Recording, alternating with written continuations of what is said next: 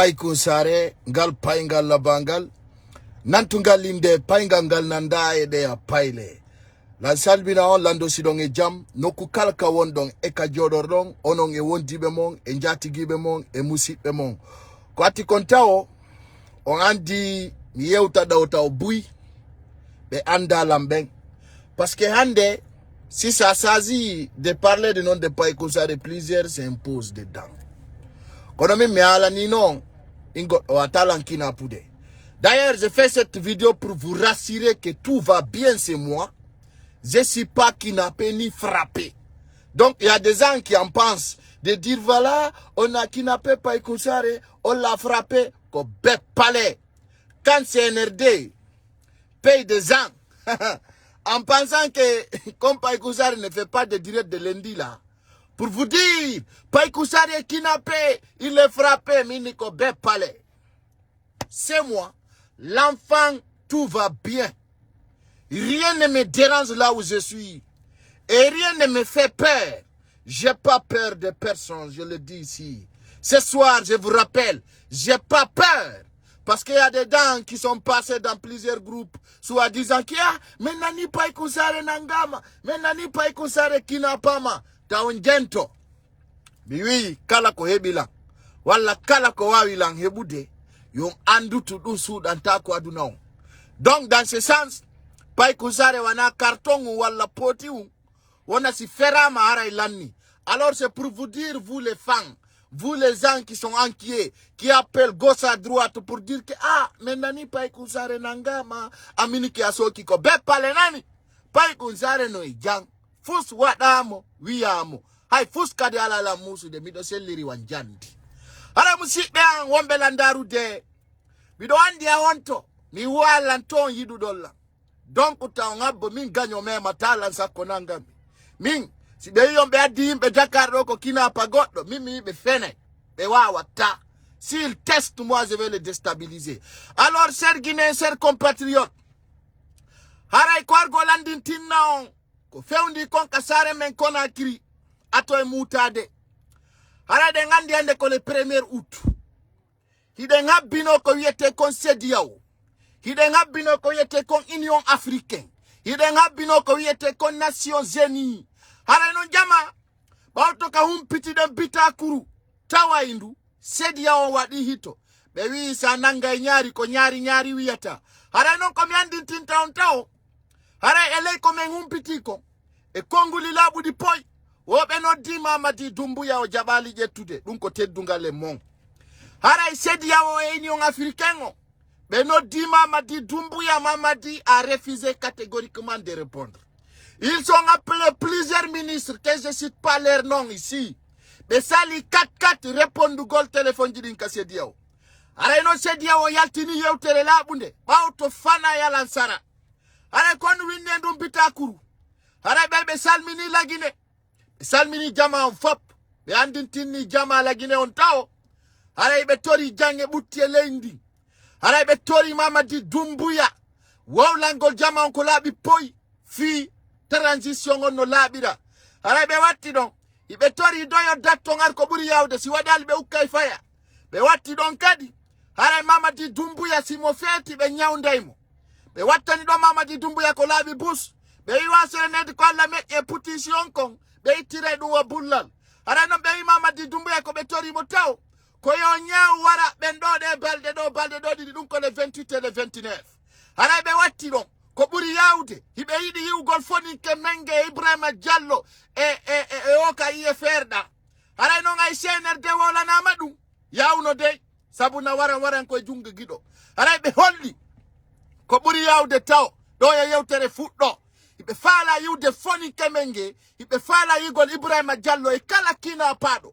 Haray non sedia watani be don dun na landa gol be na jeju gol CNRD be watani be ko labi pos be bakanani be de be wi be don haray ko be accutu foni kemenge ko buri yawde e Ibrahima Diallo e Seku Yaya e kala detenijo membre jo FNDC haray dun sedia watani be dun ko buri yawde be san dialogue san négociation haray ko dun taw ko ngal nanal woni ko yotti bawto ka du yotti haray ne de ngandi lagine otoje nyaawa ide dem panay ide ngandi justice e procureur mun no way ton hara ministre de la justice fono andi ko hombo ko salte de galasi tawdo nyaawata fi bandi ko nyaawa sengo sabuna bawto ko andintinten communauté nationale et internationale kanderoto ala mondial hara ngandintin nay taw ko lamani be hore mum tegani hore mun justice no nanga mo fala tonya mo fala nanga mo fala soka mo fala pia mo fala wara mo fala kon justice woni lagine hara no moyni wujjaydo yo zizu wujjetedo hara yi e golle sabuna ala ko buri kanude e nder leydi lagine ko andutude wo ko foni kemenge nanga ko yo sarlu waytu zizumo konu wiwdo foni kemenge nange bena ko sarlu wayti nyaawatamo penale buray don birdi buray don kono be wi ala ko jarni goddo e ngesa makko ayna soppani mo remani mo aynani mo kala yennudo lanko bemmu yenni kala wiido pay kusare nima ko bemma ala o mi do yafani bemma parce que si bemma waali o pay kusare ala bemma na biɗɗo gorko kala minion kala mo bemmu waali o pay kusare si bemma waali o foni kemenge si bemma waali wa selludale andu bemma ara no wa nene ma parce que min wata yottagol yennaybe ben quoi ko dum wawata on dosgol min ko min e bemmon wawata waddugol business iji ko min e sandi anis ka debbo awata dartagol pay kusare ko en fait awata wongol ka idéologie awata wongol ka expérience awata wongol ka tetire encore je vous demande de partager cette vidéo au maximum possible parce que ande mi peña nay be anda ko non haray bawto ko andudo menen menen Mamadi Doumbouya men teddintamo o ɓuramen hay fus Mamadi Doumbouya e camen Mamadi Doumbouya na ben amen Mamadi Doumbouya men ɗaɓɓata barke makko Mamadi Doumbouya e comme génération oɗo men peñanaymo Afrique welto Mamadi Doumbouya wana Alpha Condé de Mamadi Doumbouya wana Jane Mamadi Doumbouya wana ben hay goto na ben goto na baba goto na babe mawɗo goto si tawi Doumbouya ko bappa ma walla kawma ifa kaya tay pass ko ɗum won nder to mene min sokkajuɗe Mamadi Doumbouya ko men génération mbeɗe waymo e tuttude min o heccala mo 1980 walla mo 1980 et quelque on ko onno mari men ko annama on sortoto e ngal nafigiyagal mum selang men peñana e selang mo ha men peetinamo ara kadi ko ɓen ta kon dahwi ara kadi meɗen sebulannomo vrai et puis allah son fijiri lanne min ko mo jaran ton hekkanon ko mi arta mi sebulanno kadi ara fus yaltata ɓen ta ko Mamadi afamine e pakeron son bila cro sarguine ser compatriote hiɗe yettinde toɓɓe ɗen hiɗen yottinde toɓɓe ɗen sabuna hande kadi en duɗɗanayɓe ha ɓe anda paygal ngal no wolda woko ma ɓe kina pammi woko ma ɓe rewa rewateɗɗen fo ɓe nanganmi ko wawɗon ko nangugo radio ji ɗin téléji ɗin site internet ji joɗiɗi lagine ɗin haray ko teddungal le mon mi yaltinayi woni site internet tawawa ko ɗon mi windata kala ko feƴƴata lagine suite moƴƴa noon kadi mi deppata son fermi on gengidama lagine on anday na bemmon jeyi réseaux sociaux on anday média o na onon jeyi Doumbouya mi gengete vrai hande noon miɗo yaranma poti ɓale vrai hande a journaliste ɓe weltoto a journaliste lagine ko beppe journaliste lagine ko escoro sina ɗum no wodi ko duwaninde journaliste jore na siga ɗi bêtise ji ko en fait vous comprenez ce que je vous dis chers guinéens, chers compatriotes ces journalistes maudits là hala non so waɗi nafigiyagal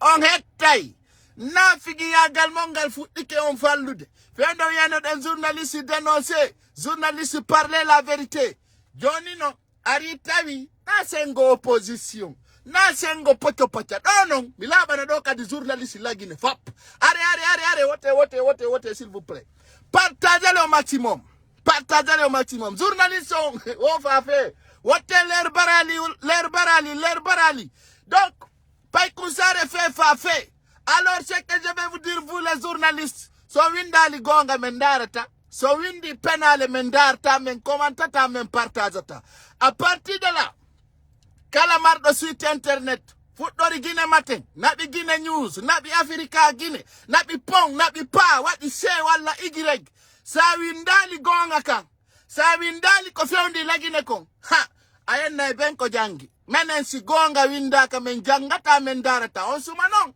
on anda si ko mama di dumbu ya yo batange si ko menen pepulo onon suboto yaltu go leydi ndi wowla gonga ka walla won gole nder leydi ndi wowla fenande nden perda programme uji muddi sabu bandi ko fe inortan c'est clair o espace FMK kami wino be fenay be beppu fi mabbe piti tu yari bawre don c'est clair si fi me FMK di huli wowlu gol gonga kan yo be andu be espace FM dun na poto pacha inde dun yo laba journaliste fop suba gol peppulo wowla gonga kan wala jokku golla mungu wala penale de kunko burani on wo yo laba ngon post jokko la mungu perdon programme ji mondi wowlo gonga kan piji din fokita na no duira non terra te dungala na hay woturu mono fala mono to ha pakito mono fala mono to ha fetta aine mi sokkaji ude goy ibaka hay sama kala kala sikkudo ara do wada birdi a fenay marsata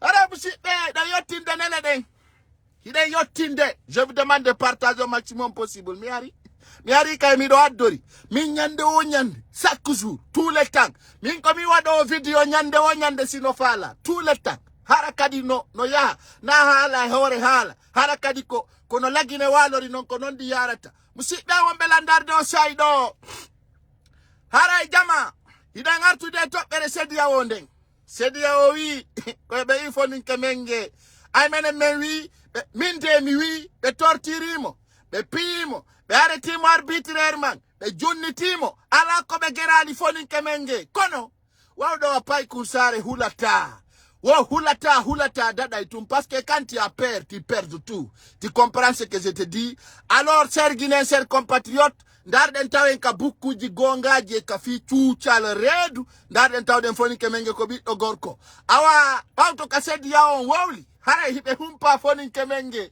sabuna pay ko sare wi o piyama o lettama mo habba mo junnita ara non sedi yawon nelno nelal yottingal let be wi be fala yugol foni kemenge ara bawto dun non do ngandi lagine kambe jugemanji mabbe di fuddi ko 17h be gayna 18h ara non jango foni kemenge holiday kanko combat continue woni no jale woni no fese woni no perde woni no moddine aray kanko foni kemenge be holli be nabimo ka suudu toñirdu ndu suudu wiyetendu maison centrale don non wulbini baba maison centrale don non awa ko don woni ko be wi sinda la e farta aray maison centrale no tagira fi toñe maison centrale darnira ko tawata kala susudo wolde gonga ko yonade nder ton aray be wi foni kemenge seku yaya be holli don kade nandi taybe non busi jokkube don haray be hewtino be hande ka maison centrale bato non ka be hewtinta be don haray foni kemenge holluno yewtere o wi rendez-vous jango o jango non ko rendez-vous jango combat continue haray non kanko foni kemenge o wi si CNRD sikki be hulbinay ki kala aray be fala maddude koyon kayan aray kanko foni kemenge holli taw ko mayde makko nden buri mo battade o wadde dialogue national o holli kanko foni kemenge o yilti torta bawo kanko ko yeso mo waywa bubba si tawi dumbuya no feeti on dara o tawa o accana foninke parce que foninke wi kanyum le combat continue mijituda no musiddo ko tawata fewndo do an yida huli o yida suudo fita be nange o yida huli parce que be fala ma be binde o yida huli o be ari Senegal nangugol ma suda ombo ando feti men suudo lagine men suudo Senegali do si be fala ka aéroport be no datalan ko mi woni mo suudo ta kon min mi winani goddum kono kala darido yeso woni ko hombo tigide si afala hotude laakara ko benata compare ko yitere uddito to hombo tay balde ma den lutti seconde dun no haska bi hombo tigide billahi wallahi tallahi wondira kamilu billahi wallahi tallahi ala wo mo moto si yake moto alko moto angalachi ay mi mo dari ke tawara hara andara tungite bonde mi nadi ndirte vrai billahi wallahi tallahi hakune alla mi na no fi daro na yeso tawiya ni dumbu ya simi downta pine o to yore ma yo alla waran don direct nyande kala mi rekila ni ganyo an yo alla waran ta alla changa seconde mi baka min Na ala epi kadi.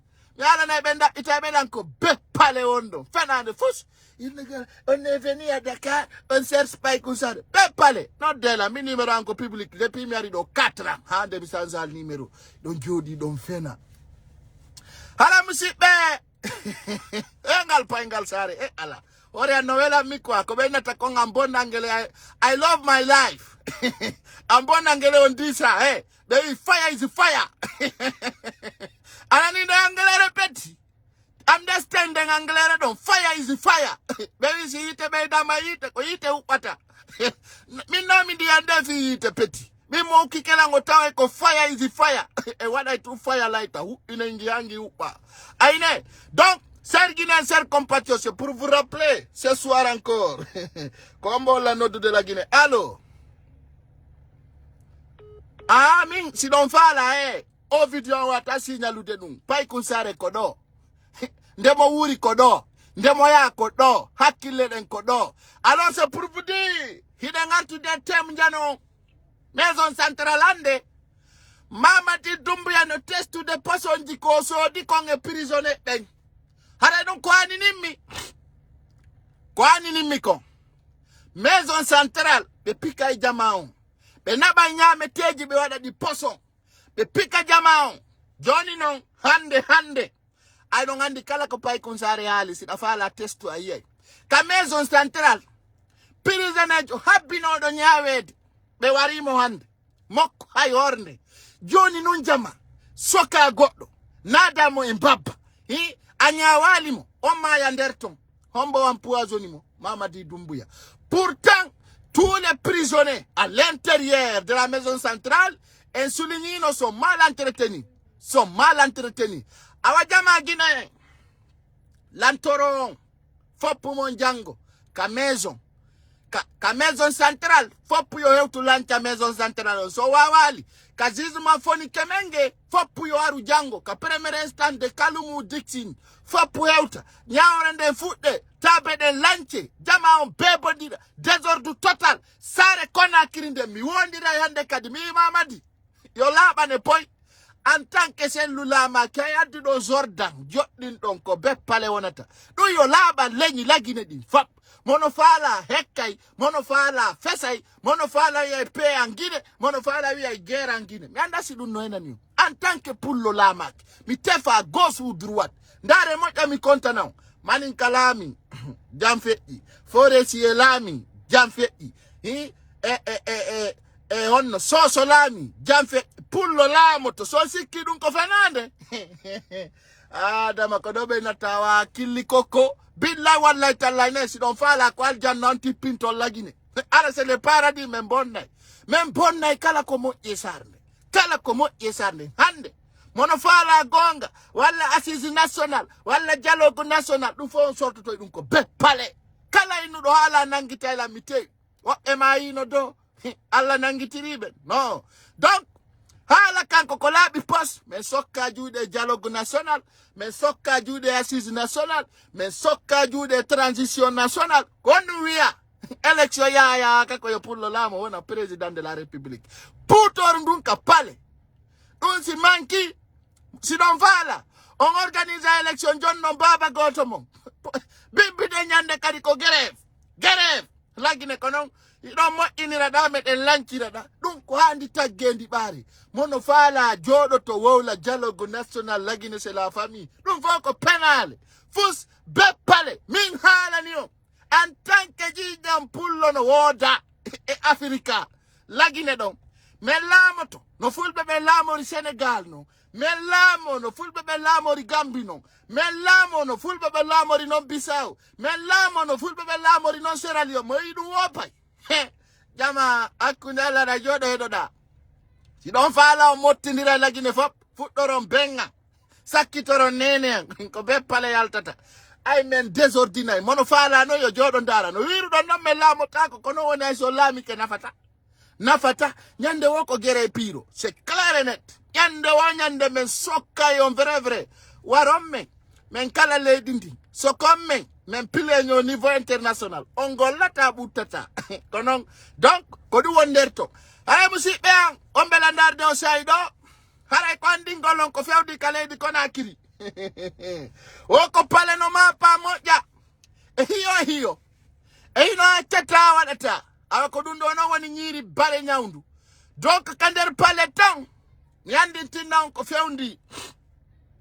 Foni Kemenge hande ko king. Roi de Conakry. Hande kayaru da wender pale o me Foni Kemenge atete dir.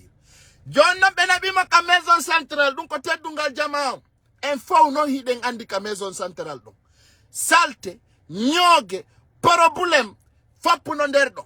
Donc dans ce sens c'est que je vais vous dire be wambe wi de la Guinée nous appartient faut ko be pale Foni Kemenge tu as notre soutien haray non jama ko andi gol population Guinée fo iden prépara de fi baby gol o wietedo Sarl White. Baby na moa o baby de. Baby na moa wandita ona o procureur na o ministre. Dun ko teddungal Guinée fo.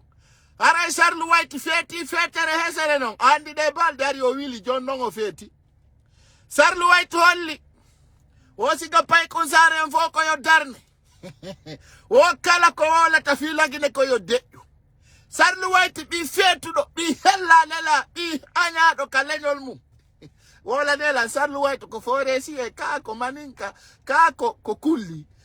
Sarl White ko lenyol do mi anda do minati rana motawe package mako di vrai parce que o mi mo tumita ko bi do fatu. Hakko de ala vrai bâtard. Quand tu vois Sarl White seulement tu vas savoir c'est un fils de bâtard billah wallahi talla. Ali voyant seulement anda obi kana bi onene munni direct donc hocha dun tun c'est un enfant de fossé qui connaît vrai son nationalité Sarl White. Mimi on tun j'ai constaté c'est un enfant bâtard.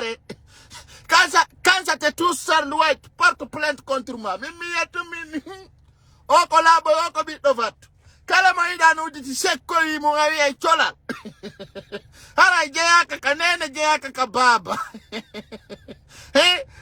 Qui connaît vraiment la famille de Sarl White? Ala ndu dodum. Sarl White. Sidi Sulaiman Njaye. Tungala lenyol. Ala kajeya. Ala inokuka bisina kala. Ardo oko kambe. Kaje vois Sarl White seulement me fait rire. Ara jama. Ko teddungal lemon, hitungal lemon. Noko kala ka wontir donc. Selon moi, Sarl White n'a pas de famille. Quand il voit seulement ko bulaou kongia nagil feti ha kilwat mo sifleru. Ara Sarl White holli. Wara ma wadde programme ki do ayna keso. Kanko Sarl White. Butina ne lanka numero wala. Allo. Alaykum salam. On to woni kotoma. Na? Konto mi woni kotoma. Kon mimi jabata o pocho pacha mon onon lagine do si aji mo yane goddo nan bappankari kotankari min dum fom tawak ni be mi mardi affaire be foko bonnay be sarnde Conakry kala wonno ton talanno lambudi kala won do Conakry mi hala ni on otoje personnel no dogode sarnde ngal traku do woko non jeyi jawle ko woni kon Conakry monangudo lancudo woko non jeyi kala won do Conakry torindo mambudi lando mo so anda Paléon so anda Madina so anda Avaria joda goltung jama million si grève wadi yalte mayo ma hebon jawdi mayo ma bara kon kala ko yidon c'est clair kala jodi do sikki ko birdi Adama tu vas voir faut sortir il y a de belles voitures qui sont tellement serrées à Conakry si grève wadi ya baraki don goto nangata ma personne kwanje saido oto walne nyanal mojunga labangala fusi para birizo nga jati kalpe on tigi den ko endi dato ko anji c'est très clair. OK. Haray ko andi gollon fetu do wonda don Sarl White fenano o Mamadi Doumbouya ombe wadi o ministre de la justice haray kanko Sarl White holli taw kala media wolo gonga ko yo fermé holli kadi o kala mouvement wado manifestation ko illégal ko yo uddu. Jama ndare paile de dedi paile hudade ko Mamadi Doumbouya ko Sarl White ko Bala Samura ente pacciale gore jamenga parce que mi Sarl White ay chala ay bimbi goto On a une wall de fi loi. Oh non, on inscrit la loi. Il faut que les gens respectent les procédures de la loi. Anta au Sarl White, tu parles de quelle loi? Je te demande. Parce que toi, tu parles de loi, tu connais même pas loi. Hakunyal. Tu dis on bila korojo no ekafi loi. John Sarl White. Ayawi ka ministre de la justice. Nyawi Mamadi Doumbouya.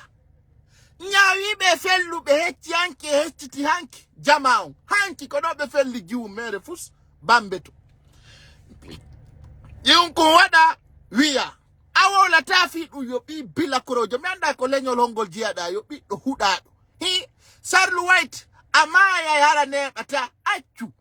Yo hudado ndara katawa alla yopi do hudado. Sarl White bila blakro. Donc ce blakro là disent bien entendu Hande Mamadi Doumbouya no utilise de Sarl White. Nanga kalamo ofala otonya. Écoutez attentivement. Hande be wada ni hore mabbe justice, be wada ni hore mabbe avocat, be wada ni hore mabbe procureur. Joni ko be tonyirda, be nyoddirada. Hala non jamala gineo. Ko do mi andi tintaon. Ko sati kono lati. Kala genti dola. Si Sarl White e Mamadi Doumbouya siki collaborai. Be assassina Guinée beben. Hala jode yon ko foti e ko weli. Ender lady la Guinée de. Hala kanko Sarl White o hollita o déclari o kambe CNRD be wari 5 personnes. Hombo wari be. Hombo wari be. Donc, hala adna la fawi be addu warbe bebe. Joni non do Sarl White. Langandi ange bala samura. Awako benata konfe fafe. Si bandi on ukondiri arayata nanaki. Jama mihalan taonfo. Kona idong andi ko fe ikong antir bala samura e Sarl White ka. Hamo kala na penal national. Hare non jama. Wiya mawara benfo ko bala samura wari. Olabi poi. Ko bala samura autorize. Yo militaire yaltu kakanji. Fella jamao. Bala samura wi nderton. Mi wanami won chef d'état major comme gendarme. Comme haut commandement de la gendarmerie. Ko bata yalti felli jamao. Ababa. Awayi ko foti. Si wi amanon joni. Haray bala samura ko yonoto. Sabuna hande. Hino hauni ha. Ko tawata kala kina pado. Kaka gendarmerie. Onti gilande te ko bonnikon. Dun no hauni. Ensi kuno ene lagine. Ministre de la justice no wodi. Ministre procureur no wodi. Parquet no wodi. Kono ender dun don. Labi poyande. Ko bala samura nangata. Nyawa. Pourtant, Sarl White hollu na nyandego. O ida bala samura golle te eng. Hondu wani den golle. Joni bala samura ko commandement de la gendarmerie. Kono ko kanko ya takinapa. Ha gaina adda nyawa. Si mo fala ma sokude o sokama hala justice on don onon kono yiru dondu. Kono du fo wana yo waw. Awa jama. Enen de ngandi kono gayo be wadi 20 personnes. Kono ko be yaltini conseilo mabbe kambe. Be wi wo ko 5 personnes. OK, ala problème. Joni non. Dans stratégie machiavélique qui passe actuellement dans notre pays. Complicité Hulbinido et Lady Laguinending. Pourquoi ces gens-là nous prennent en otage, nous frappent?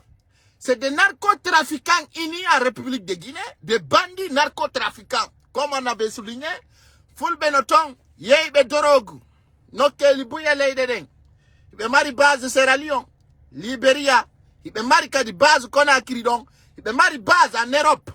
Bewadi England, bewadi Hollande, bewadi Nokelibuy. Ko tawata c'est des proches de Mamadi Doumbouya. Be andi la ngandi be. Hey, nyande ajo nanga bewi. Wana nyande nyari, na nyande nyari siki donyo ko ndouru. Nande nyande ando tombone donyo. Si nyari wi jakai donyorgal. Jode hedo da ka action bewi. Si segalere jetti donyorgal jawri. Wi utu orbe dido jayi anda kombo tipoito. Kono woniri. Si kuno ben kanyun ko kanyun. Awala bana yon confus. Kodo wadi si miwiyon. Si ndouru si nyari sikki ndouru ko donyor galaya ko feketa kon. Si tawi non segalere jinyi ka ore weyo ti donyo wi de jawai. Hara yutu worbe dido jawi sabuna. Ko wawi ko ngana konda wingi. Wana sekelere ya chanta. Hara konu woni dum. Kamen bebi di don Alpha Condé. Wana Mamadi Doumbouya meron kata penyante. Otero verso dum ko tous les jours, tous les temps. Donc dans ce sens, Haray Bala Samura e Sarlu White ko nebi wo. Edi do kadi ukkondiray. Sabuna. Oda jonno ya autorisation yo nyawe. Joni non fewndo do ni ko nuyo ni yimbe ben famali. Procureur de la République ko pros jokanko Bala Samura. Bala Samura si wi procureur ni yo daro to aweta. Si Bala Samura wi on procureur de avance. Joni non Sarlu White kanywa ta jonu de autorisation ka procureur de la République. Joni be do dido ko bezu wata film fotu do. Avec ko don beneta début de commencement parce que ko nebi. Ko nebi ko mingala nyon ko balwal be wadata Mamadi Doumbouya billahi wallahi tallahi. Hakunde nge Allah. Be fellay Mamadi Doumbouya bimbire law yon hande kalum fettide nanon tunka décret ka RTS haray kari yetti la mungu transition à nouveau billahi wallahi tallahi ça soit clair. Mais nanon si nous n'en Mamadi Doumbouya en personne il connaît. Donc dans ces stratégies aujourd'hui leur souci c'est comment déstabiliser certains partis politiques. Kodu wadi na hande andoton ko sellu dalen woni yaali kon lagini. Hondu woni dum. On andi fewndo sellu dalen ataka to kunu. Jama on buyaltu no wowli. Sellu dalen no duano yawgol. Sellu dalen no duano natugol. Kono bawto ka humpita. Ko hondu ngadi sellu dalen fonsa. Ko hondu sellu dalen ngadi o yewto wadugol meeting makon. Yimbe ben famuno awa wana to kunu mari problem. Kono hande ko fe ikonto kunu. Fe ikankan. Eko woni kon fe yu defenda do. Si ben no anduno. Be atakata no sellu dalen. C'est clair. Kono fono reni dun no suta jarano hale. Awa fewndo do. Gine be sikuno ben sellu dalen ngulu. Laba na yompoy. Hande. Laba ipos. Labi raido wa tinde salli. O andi komami weltano suka ben pita. Ato mi fe yu dedo. Nafi ko pita mi jea.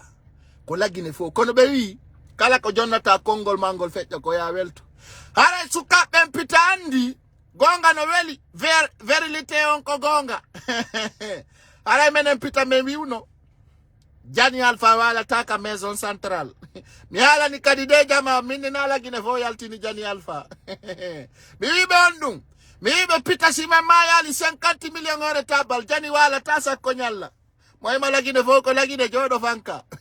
Oh, moy ni biddo mu nge biddo accu konnu woni siga dum do sa no digo do kupi on no dir ton kaade en konnu kafude e yimbe lagine si bebi telephone itelun kesum bebi numéro WhatsApp goddo ko wuru ha connexion ji mabbe di lanna Jani Alpha wi da ngenen pita o wala tasa ko nyalla kander mbabba be sikki ko sama kala Jani Alpha yari maison centrale men artika aksi ayre dogi girdi wada tawi si sare den kontiniri ni kona kiri bona woni menen pita si men hubbini yite goddo wi dani nay ngaya ko fettata ko awadono haray den tori jamaon yimbe foni kemenge ben hara na birdi ko don si benima manin kan jey lagine forest no jey lagine andi ko birdi le propriétaire de la Guinée c'est Pita. Quand Pita parle à Conakry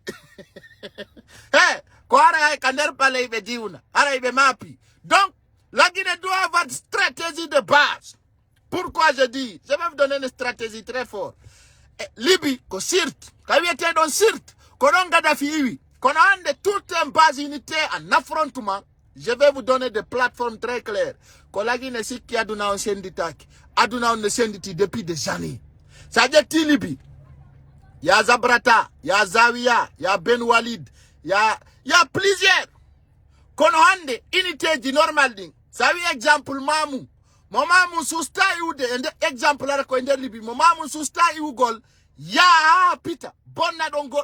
Mo labbe kadi wata iugol labbe ara pita bonna don. C'est pourquoi je dis d'abord quand il y a une bonne régime à République de Guinée be pita be lamo to pita be Mamou lamo mamu be zere kore lamo zere kore be kankan lamo kankan Quand on dit tata la Guinée boy comme fala un planifié de dans une caserne très forte. Ça y a des capères no immo kanka la mo en Guinée. Quand on fout à boni. Sinon la Guinée c'est pas une famille qui doit être comme ça. Chaque personne doit gouverner son région. Parce que chaque personne connaît la capacité de son région. Donc, la Guinée, il faut qu'on se renouvelle quand ce Loudalen arrive au pouvoir. Il faut que ça soit clair. On y a une stratégie. Parce que, maintenant, on a kadi pita yo. Donc, on a un kadi jet to goal. Ne, on a pas kasirete. Hande kadi, wani mo mamu, wani mo pita. Yo jama andu, c'est que clair. Mo pita sinangama sokama, yo pita fo puyalta. Nadi ndira kala lando wondodo.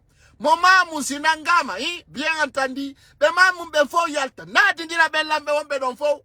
Aye John Sigonga fenyata. On ne peut pas s'attaquer un palais, on est civil. Mais on peut déstabiliser une région tout simplement dans 3 heures de temps, 1 heure de temps. Ara fo pour faire ni. Quand on s'en va on y est kokani. Aujourd'hui, simplement aujourd'hui, je veux dire, c'est le peuple seulement qui se lève pour défendre Foninke Mengue. C'est le peuple seulement.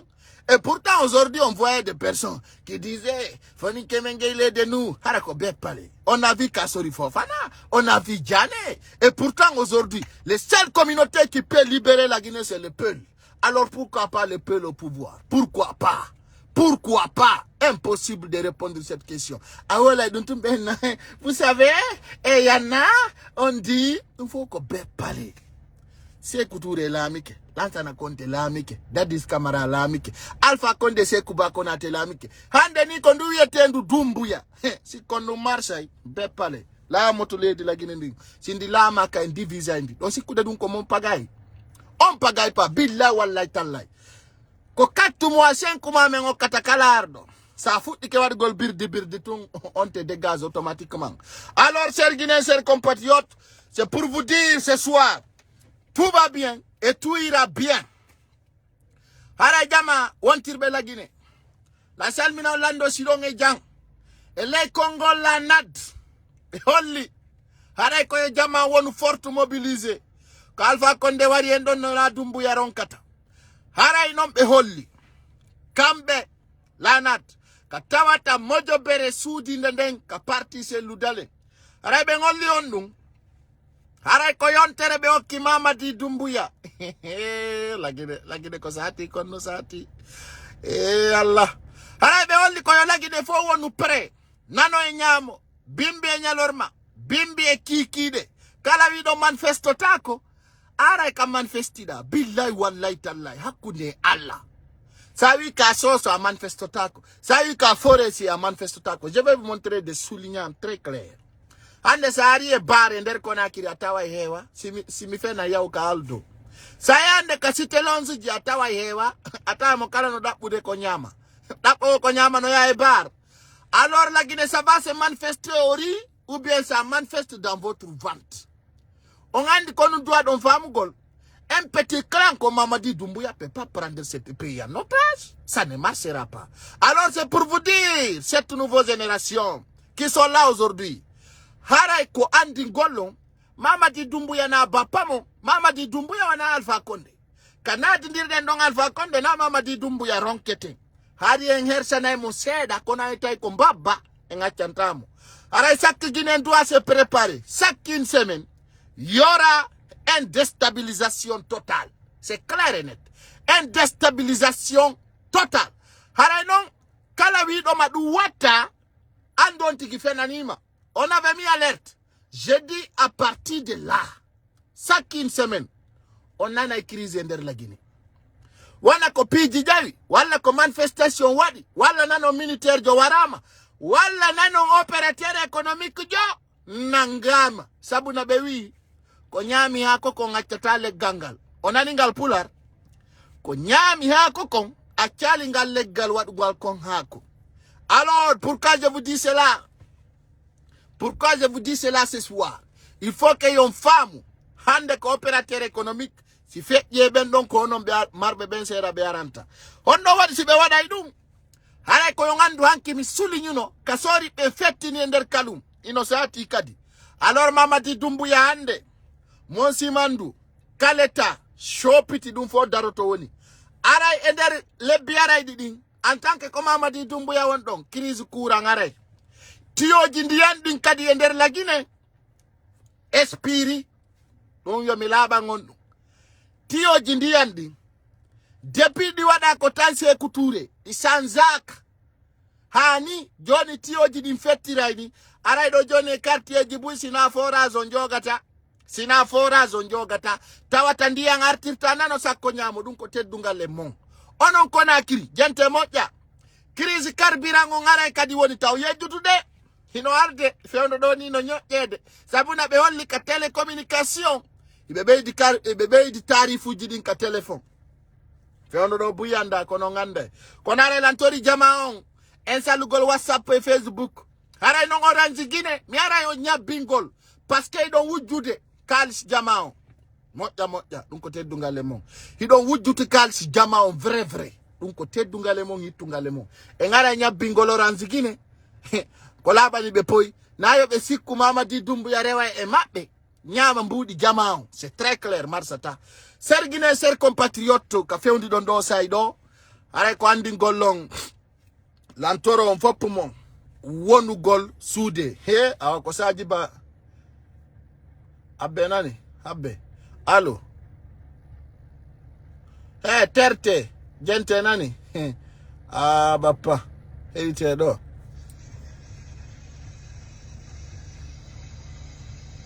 hey ɗe kulle ɗe no heɓi téléphone anda e fi téléphone kulle layifuje no jooɗi no waɗi photoji Mamadi Doumbouya hino nodda mi gauche à droite yayi no Mamadi Doumbouya pay kusare wi ko bilakoro on famine yayi wi on ɗum mi anda ko on wonan ɗo nafigi kerɗon sikkude min on yayi adduɗo message mi jabota ko ka parce que min on intérêt sala mi ala oɗon metta mi quoi min kala wonduɗo Mamadi Doumbouya ka bilakoro très clair mi alata mi yey ɗon windanami ɗo bukkuji on va te venir te prendre ha jange ɗum qui s'intéresse à ça on a donné la message goɗɗo ay mi wudditatagoy je vois les notifications je lis sur les notifications direct je dis ces personnes là n'ont pas de travail parce que min mbi huɗaɗo ko jangi message mum parce que min ay Doumbouya ta ay o windanilam jabotako mum min ay Doumbouya windanilam je ne regarde même pas parce qu'il m'intéresse pas.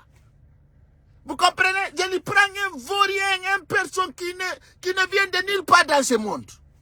Je lui prends comme un simple trafiquant de drogue. Donc moi, ça ne m'intéresse pas.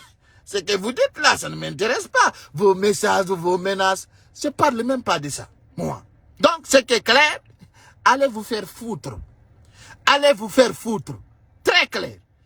Siku de min langulana donc on siku de min comme ingal paingal hulo on m'a menacé donc on me poursuivre hey min nande nyalande mi ba nyande kala mi waddu yo Allah waran de nyande kala mi rido min on m'a frappé on m'a pris yo Allah wa no wadi ben worbe wada be dum harana sika pay ko sar et puis min leer ka yoni la womi ya hay si koy 5 heures di hay si koy 2 heures je vais aller. Je vois pas ce qui m'intimide dans votre... Si mi gasar le white kumpachalo no ya godo. Ah, tu seras arrêté, tu seras poursuivi. La justice... Ah, l'enkir d'amour. Quand je vois ça le white parler ça, je rigole. Je dis, Daro fait tout le monde quoi. C'est comme ça que je le traite un fou. Regardez-moi ce fou là. Parce que si on parle de lois, n'a rien jamais à Guinée. Wolo hakude mungi Allah. Mamadi Doumbouya qui était venu comme un héros. Aujourd'hui, il est comme un salaud. Je dis, il était venu comme un héros. Aujourd'hui, il est comme un salaud, quoi.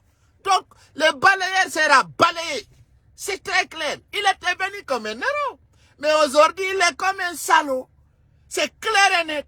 Aujourd'hui, les CNRD comme des salauds. Aujourd'hui, quand tu regardes la RTZ, tu vois rien d'importance parce que c'est des maudits. C'est des maudits. Aucun projet réalisé. Hande na l'école, na pont, na lawol, na ndiang, na courant. Mais comment ce putain de salaud l'avait continué?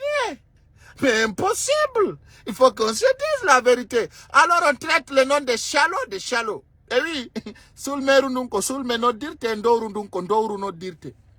Amoni. Moi, les chalots là ne peuvent pas me piloter ni intimider. Alors, toute une personne qui s'assoit au palais parce que tout simplement tu me regardes comme ça, tu dis, ah, pas comme ça, moi je peux l'arrêter. Bébé. Hakuna lazima oliondo be CNRD kono datami. I don't know. Je te demande, voilà, de changer tes idées. Hey, Baranik. Allez vous faire foutre. Vous comprenez? Alors moi là. Ah, doit faire mon de Juma FM, Film FM, Espace FM. Mais vous ne pouvez pas fermer les pages de Facebook. Impossible. Vous ne pouvez pas. Quand vous testez, on vous dit. Ah là, no kirbiga. Ah, musique. Donc andi mi wowa waɗugol vidéo ji ɗin e lendi haray ko honɗum waɗi ha mi waɗi o vidéo ko fi andingol jama on pay kusare nangaka mi jogaka goɗɗo jogitakilan hande mi kinapaka tan Alpha Condé ɓe koñuno ngaloto alan ɗo mais ɓen no andi ko on ɗum feƴƴi nder ton jaramiɗo jonna ɗin temji min mi haalanay kala wonɗo landarude Kayidon dongan de fonike menge nangama, dasama, piyama, yon andu kokomba. Kala kadi sikudo, hino dadi, paske da halde gonga, ko dum hulda. Alors konko hulden, ko dum hatta dadi. Min kami woni do, ko mi toroto kala yidudo la. Tama po fi an ha fe ita, paske mi do andi alla ko goto.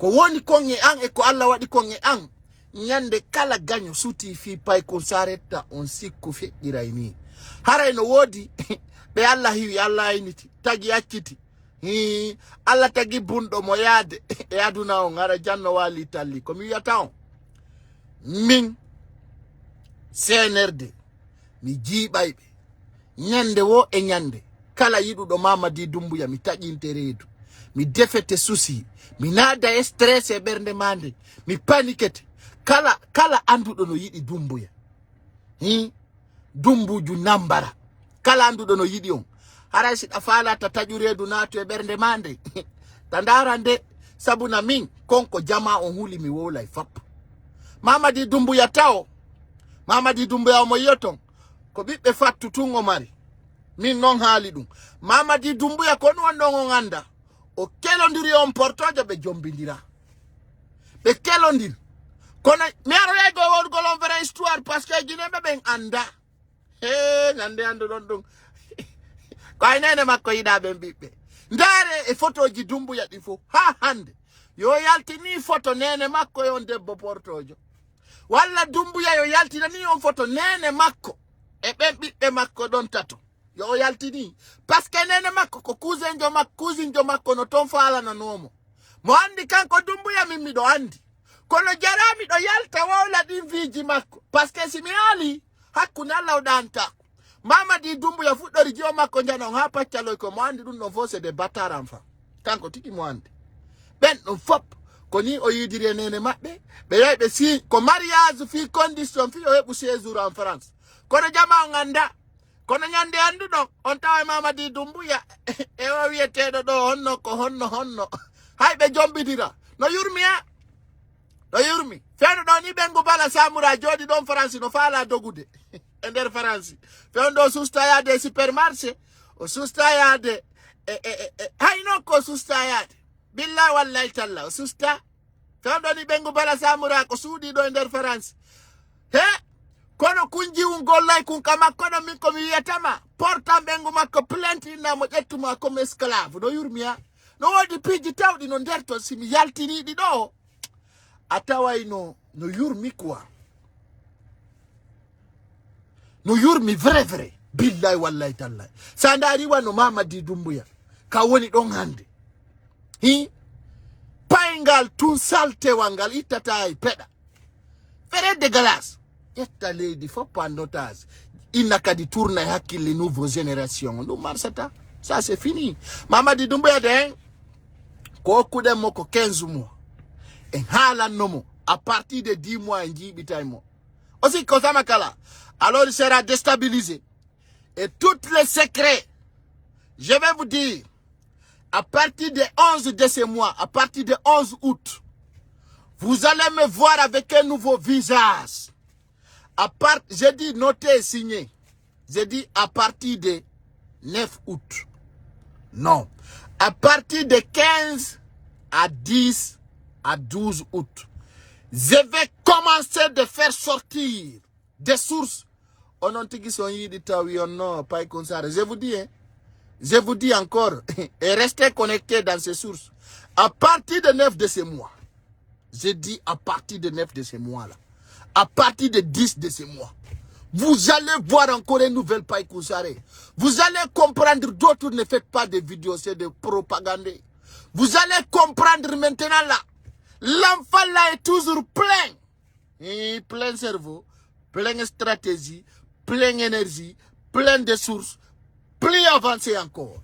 Alors je demande les Guinéens ensemble d'être unis pour de bonnes causes.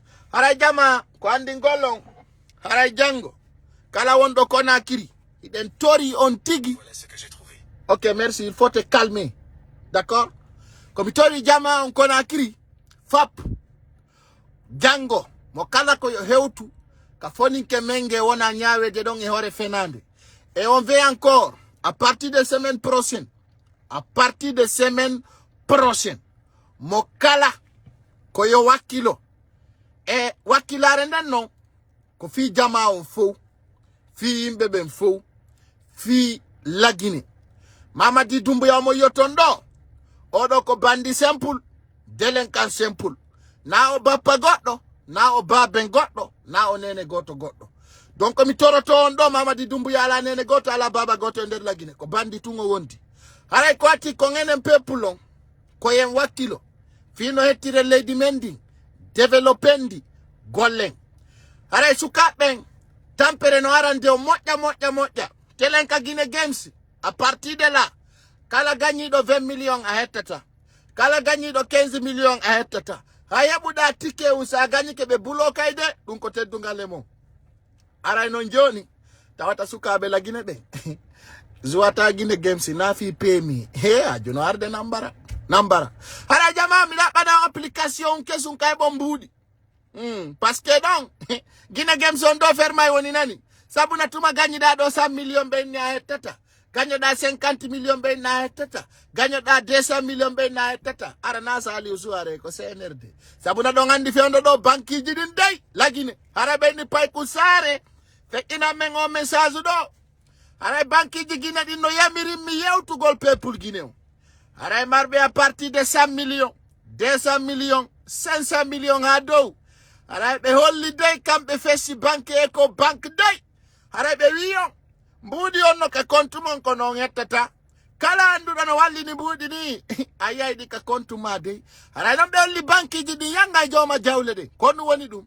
Sari alandi ka 100 millions be na rendez-vous dans 3 jours. Bena ya banki kari kambe be ala aile si joma banki ni mala mbudi. Eino mbudi ne ka konti ma. Eino hetata. Hara joma banki jidi ngoli. Feondo doni. Kala landi do 100 million ko balde tati si hettadi. Sabuna ko si goddo wersi rida be hettira da. Dun non ko yube ya ka ko hoyo ha. Hara ben don fo holli. Feondo do ni. Be paralyse. Hara non sobora gika di wulli tike ya. Be wi bere on. Nini benyawla ha kono be susta e wowulde. It's all pas de parler. Camion je bere ona tipinede. Fendo. So baraga sabure gay kadi no fokkiti grève du ngara ko te dungale mo. Hare no entreprise o buy do nderto. Hollu ko kanyun kadi hino fokkiti manifestation. Hare dun ko te dungale mo. Presse la gina wiya mi yottinge Mamadi Doumbouya. O hare ko libération de parlement. O hare chacun doit parler. Au libéré de parlement. Haray chaque personne a droit de faire ses paroles. Haray non bato katan fi ono do Mamadi Doumbouya no hulli menen gayuji din ka Facebook ga. Haray o holli kanko Mamadi Doumbouya mo autorise Charles White. Wo tele, page Facebook, YouTube. E ko nandi tatay mum. O haray mo tongi dun ko wona illegal fo ko yo fermo. Haray non andi manja sidi be holluno. O kala page Facebook. Internet ko jommu moƴƴini accitani population africaine kado arabe oluno kala wola do indo du lagine ko yoyobo ayno mene na lagine men jodi sakku goddo kala ko men wawli yawtay ko dum meden synchroniser aduna on e programme ji amen din haray dum ko teddungale modon mo kalata hulu ko wawɗon fermugol ko téléji ɗi minen pa jamen min ɗo ɓe ɗon kunani wallahi billahi tallahi CNRD tike fi fermugol o page nga kono ɓe tawi ɓe gayinta ɓenino kum pay kun ɗo kay no feeti par ce que min on gera gere teɗɗen fof kono watalan jiiɓude balɗe no feeƴi ya histoire ji mamati dumbuya ɗin mi yaltinay ɗo mi holla on tano laaɓi pos ɗum noon kadi o laaɓan o donc c'est pour vous dire n'ayez pas peur haray ɗen tori yo Allah hiwfoninke menge yo Allah dandumo ɓe ñammindemo poson Allah ta ɓe waɗumo ko ɓe waɗi ko Rose Bamba hara Ibrahima Diallo ɓengu makko no golla ka sente jama madame ma yiɗama Ibrahima Diallo yo go mi wowlane gonga min ci ɓengu an gollidi e ayɓe am ɓe hakkunde an Allah mi accitaymo billahi wallahi tallahi min si ɓengu an gollidi e sente autorise ko mi nange mi sokke sa yaltali toon billahi wallahi tallahi a hewtoy ko mawɓe maɓe ɗum siɗa faala hara ko ɗum tigi de mi nani bimbiɗo e kumbol to baltan mon mari était kidnappé y a quelqu'un qui était venu y a des policiers qui étaient rentrés au salon poro madame regarde-moi ko lagine hulma wolande ko min mi wolante nani journaliste on ko landi mako min ndaran ɗo moƴƴa ko min jombunoma ara ko mi woni Ibrahima Diallo a memi toy ka mawɓe maɓe harno yahi sut a wata yade salmodira e dumbuya gaño an on naata ka galle ɗum ko mukko simi tawima ɗon ko hay danki kimmi okke kala ko marɗa hay ɓiɓɓe ɓe gayada e mum min so kuɗolan golli don na ɓengu Ibrahima Diallo mi jaɓani fewo ko asuma o so jokani Allah dandan tuta ñamita je soutiens mon mari, mais mon travail, c'est mon travail. On CNT no welma. CNT ma no nyamande made, modi ma sirete, na ka CNT. Ɗum no musi aduna. Demisonu. Debbo susay. Gorko holo. Kawnon jama kon no wiwɗo. Onon sikono, min ɗo siko min o hota. A wawata golludude ɗen. Wiya min komi modima. Modima kam babbaɗa gollude ka CNT. Ono min ni o. Sa wattani ila ɓengu ma yeyata e bonbon sakko biskiti parce que konno ɓengu ma watta gollirde ka CNT modi mano kam babba ronka démissionnugol dénonça ko woni kon feƴƴude ka nder CNT fof tracteur e bandiyagal mais voilà la justice là c'est mon service porototo modi ma kam babba jooɗe ɗo wiyo ngal na rien fetti modi makko no kam babba konnugo gollanta ka CNT fi honɗum min ɗo siko min a hotay hakkunde Allah min hakkunde e Allah min hay babe ngan gollidi e dumbuya ɓen seeday min famille an ko wonanno Alpha Condé kon fof min innidirta hay ɓe wilan pay kusare sawa minata ɓe fillitanoɓe min poro fi goɗɗo yo fi konɗum o servata lagine hoore penale ɗum na yeddugol modi mum non ko ƴaggugol e hoore modi mum non amin la gollande CNT kana la sutani modi yang halaji doño dare ɓengu foni kemenge on no wawno gollude ka CNT imo wawno jama wondirane gonga nani min gon jettali o document penale ɗum taw ko fenade no fek ɓengu ma gollida e dumbuya e ore penale dumbuya wonɗo sokkude o modima ayande ɓe addanilan on photo on mi daari ɗum minino min siko min ɓe ko téléphone mi noddata mi wiya sa démissionnali hande janggo simi tawi makka galle ɗon a hewtoy ka mawɓe maɓɓe hay ɓiɓɓe ko woni kon ton fof mi hokkima kadi o nattor faut envoyer chez vous hono woni ɗum seeɗa tawi fulɓe higga na rien fait kono el na rien fait même modi makko no kam babba ka hande Ibrahima Diallo ka maison centrale waloto ara no woni c'est pas bon kama aldiranen gonga piji gono ton il faut qu'on se dise la vérité min on dosi ko ɓengu an hande a walta ka CNT a yaltay ton few ara wonta ka mouvement FNDC nomama ton comme CNT il faut que vous compreniez certaines choses, chers Guinéens, chers compatriotes. Madame, franchement, je ne suis pas très content de toi. Pour te dire la vérité. Franchement, moi, tes façons de faire là, je n'ai pas aimé. Donc, c'est pour te dire ça. Parce que quand on a sous la yagol kamedia wala, ko don hala no da démission à CNT direct. Directement. Directement, tu démissionner à la... Bonsoir et je vous laisse. Voilà. Moi, c'est pour vous dire, tout va bien. Et on se retrouve peut-être mercredi soir si tout va bien ou demain soir aussi. Donc, tout possible, moi, quand même, tout va bien. Et rien ne m'arrivera. Et partagez la vidéo au maximum possible, comme vous le pouvez, comme vous le constatez. Païkoussa est votre partenaire qui vous donne des informations tout le temps, tout le moment, 24 heures sur 24. Je vais très bien. Personne ne m'a kidnappé. Je vous aime beaucoup. Je vous love. Bye bye. Thank you. Wow.